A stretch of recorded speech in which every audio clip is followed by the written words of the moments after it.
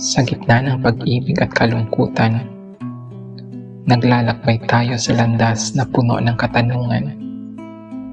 Ang pag-ibig na minsan nating pinanghawakan, ngayon ay naglaho na tila panaginip lamang. Ikaw at ako sa simula'y magkasama, ngunit ngayon tayo'y magkahiwalay na.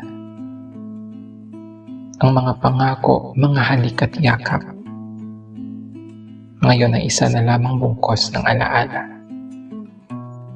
Ang mga tawa ay napalitan ng luha. Ang dating saya ay naglaho na parang bula. Sakit, bigati at pangungulila. Ito na ba ang kapalit ng pagmamahalan na binuo nating dalawa? Ngunit sa kabila ng lahat ng ito, kailangang maging mas matatag at matuto. Dahil sa bawat paghihiwalay ay may bagong pag-asa. Mayroong bagong bukas para sa bagong simula. Kaya't huwag matakot, huwag mawala ng pag-asa. Dahil sa bawat pagtatapos may bagong simula.